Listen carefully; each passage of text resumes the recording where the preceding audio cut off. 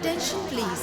Passengers traveling to South Africa are requested to proceed for security check. Ram, हे ध्यान से सुनो। Directly Gandhi hospital पहुंचो। Doctor Savita, भूलना मत। हाँ, हे शर्मिला,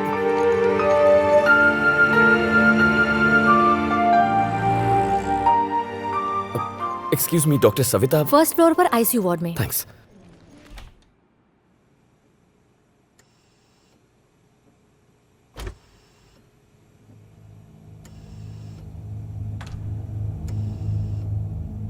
यस, आपको किससे मिलना है? डॉक्टर सविता। हाँ, मैं ही हूँ, बोलिए। हेलो, मैं शर्मिला का दोस्त हूँ। शर्मिला? कौन शर्मिला?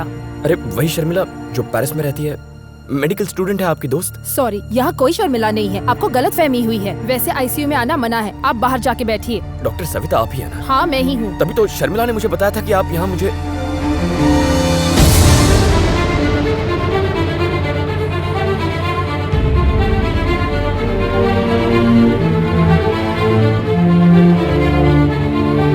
देखिए, आप बाहर जाके।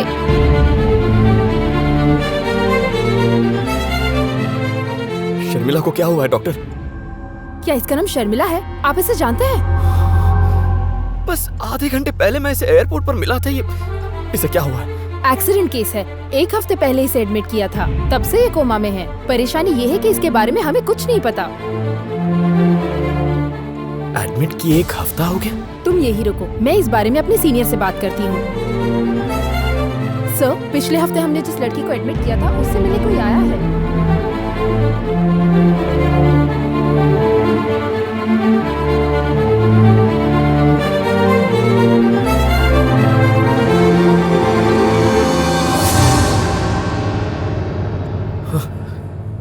थैंक गॉड, तुम्हें कुछ नहीं हुआ। तो ये लड़की कौन है? तुम्हारी तरह दिखती है। मैं तुम्हें इतनी दूर से यही दिखाने के लिए तो लाई हूँ राम। तुम्हारी बहन है?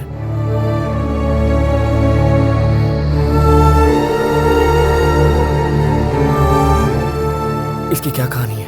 मैं भी तुम्हारी ही तरह जिंदगी को एंजॉय करना चाहती थी, लेकिन मेरे डैड की पोजीशन की वजह से मुझे टाइट सिक्योरिटी में रहना पड़ता था। उनके इसी स्टेटस की वजह से मेरी आजादी मुझसे छीन ली गई। 2 हफ्ते पहले डैड किसी कॉन्फ्रेंस के लिए अमेरिका गए। मैंने इस मौके का फायदा उठाया और माधव अंकल की मदद से सिक्योरिटी को चकमा देकर मैं अपने दोस्तों के साथ घूमने के लिए निकल पड़ी।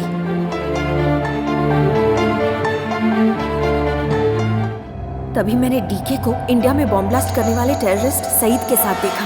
डीके ने मुझे वहां देख लिया था और उसने मुझे मारने के लिए मेरा पीछा करना शुरू किया।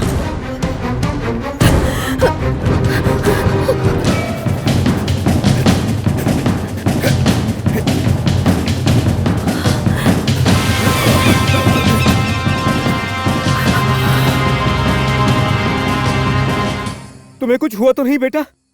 तुम किसी और को फोन मत करना, क्योंकि सारा सिक्योरिटी नेटवर्क उसी के कंट्रोल में है। और डैड को तो इन्फॉर्म ही मत करना, वो तुम्हारा यकीन नहीं करेंगे। तुम नहीं जानती बेटा, डीके को मुझ पे भी शक है। तुम्हें निकालने के चक्कर में मैं भी पकड़ा जाऊंगा। मुझे बताओ तुम कहाँ हो?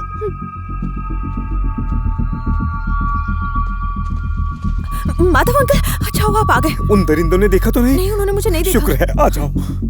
माधव अंकल को लगा कि पेरिस में रुकना मेरे लिए सेफ नहीं है, इसलिए उन्होंने मुझे इंडिया भेजने का इंतजाम किया। ये लो डुप्लीकेट पासपोर्ट, ये कल्पना के नाम से है।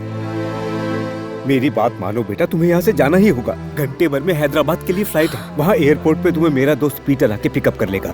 फिर तुम उसी के फोन से मुझसे बात कर लेना। याद रखना, अपने फोन से तुम्हें सर या किसी को भी फोन नहीं करना है, नहीं तो डीके पकड़ लेगा। अगर इमिग्रेशन में कोई प्रॉब्लम होगी तो वहाँ हमारे आदमी सब संभाल लेंगे।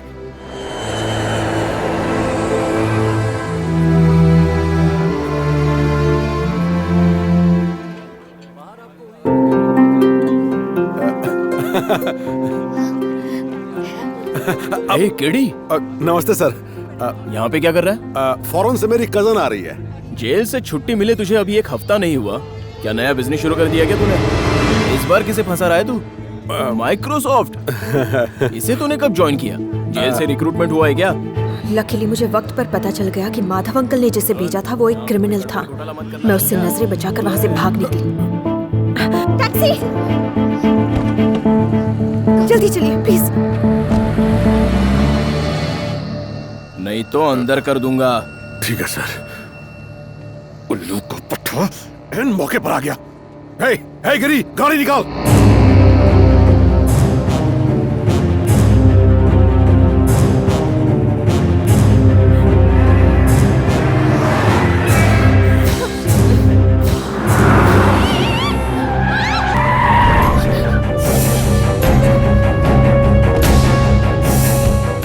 ये तो मर गई भाई।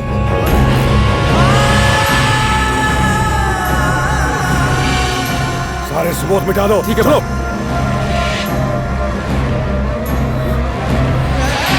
ये लीजिए। चल रहे।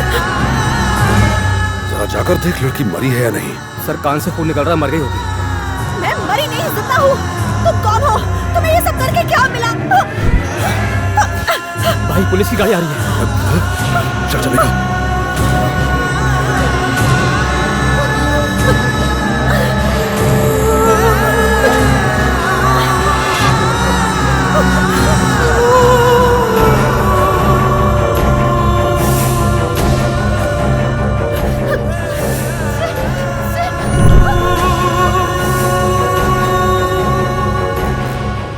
सर मर गई सर। इसे हॉस्पिटल ले चलो। उन्होंने मुझे और ड्राइवर को मौकाए वारदात पर ही मरा घोषित करके हमारी बॉडीज को मुर्दा घर में भेज दिया। मैं अभी जिंदा हूँ। मेरी बात सुनो प्लीज। डॉक्टर, डॉक्टर प्लीज मेरी बात सुनिए। मैं जिंदा हूँ डॉक्टर। प्लीज प्लीज उन्हें रोकिए। उन्हें कहीं मुझे ना ले जाए प्लीज डॉक्टर। गिरी क्या हुआ इसे? Accident case madam, on the spot death हो गई। जिंदा लोगों की तो कदर है नहीं, कम से कम मरे हुए लोगों की तो कदर करो।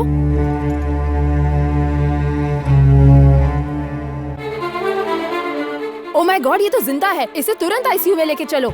और इस तरह डॉक्टर सविता ने मुझे आईसीयू में शिफ्ट करके इलाज शुरू कर दिया। मैंने ये सारी बातें डैड को बताने की बहुत कोशिश की, लेकिन उन्हें मेरी आवाज सुनाई ही नहीं दे रही थी। शर्मिला के दोस्तों से इंक्वायरी की थी, वो कहते हैं कि उन्हें कुछ नहीं पता। डैड उसकी बात मत सुनिए, वो आदमी झूठा है। उसको आजादी चाहिए थी, वो कहीं आसपास ही होगी। अगर ये बात सबको पता चल गई तो प्रॉब्लम हो जाएगी। नहीं नहीं, हम उसका थोड़ा और इंतजार करते हैं। नहीं डैड, डैडी नहीं, मैं यही हूँ डैडी।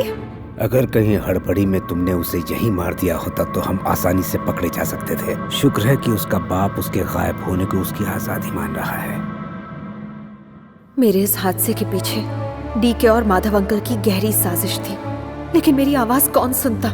इंडिया के एक सरकारी अस्पताल में मैं अपनी आखिरी सांसें ले रही थी।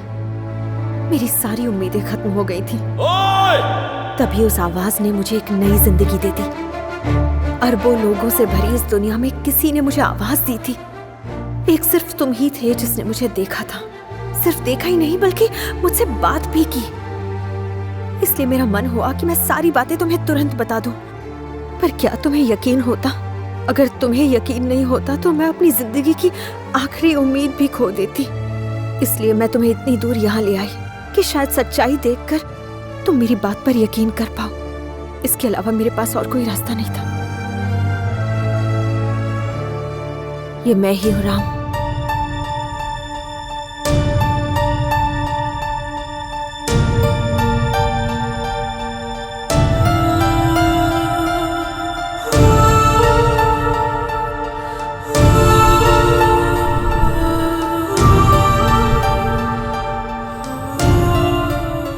ताज्जुब हो रहा है ना? इस दुनिया में कई लोग हैं, तो सिर्फ मैं ही तुम्हें क्यों देख सकता हूँ? मैं ही तुम्हें क्यों सुन सकता हूँ?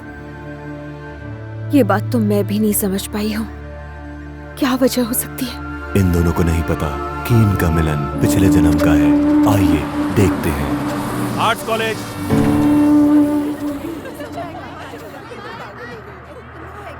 अरे निधि, तुम्हारे प्रोजेक्ट पेपर मेरे पास रह गए।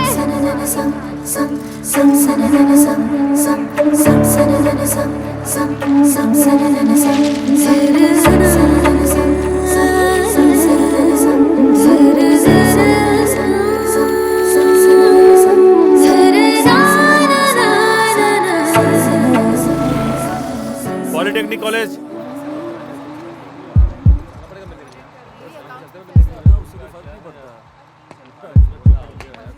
La la la la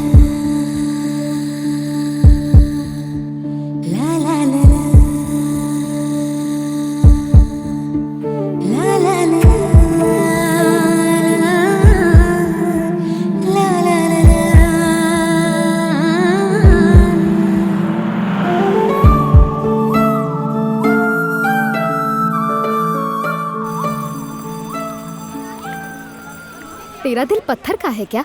3 साल से वो बेचारा हर रोज उसी बस स्टॉप पे खड़ा रहता है, पर तू है कि उसे नजर उठाकर देखती तक नहीं। वो इतना भी तो बुरा नहीं है। मेरी बात सुन रही है कि नहीं? मैं कब से बोले जा रही हूँ, तू है कि मुंह पे ताला लगाए रखी है। क्या तू उससे प्यार नहीं करती? नहीं तो फिर तुझे उस लड़के को साफ साफ मना कर देना चाहिए। मैं उसे देखती भी नहीं हूँ। तो एक काम कर, उसे डायरेक्टली कह दे कि तू उसे नहीं चाहती।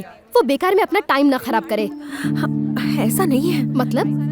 मुझे डर है कि अगर मैंने उससे बात की तो मुझे उससे प्यार हो जाएगा। ओहो, तो तू चाहती है कि वो रोज इसी तरह खड़ा रहे? सेल्फिश कहीं की। सही कहा, सेल्फिश ही हूँ।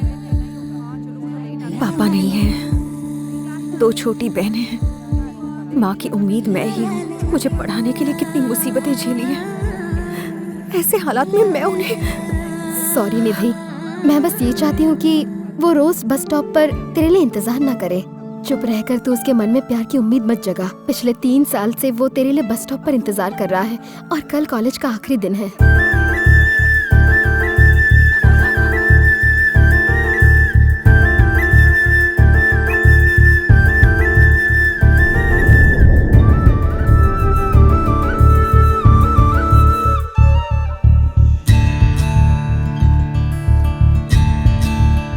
वो देख, तेरा हीरो तुझे देख रहा है। कम से कम एक बार तो उसे देख ले।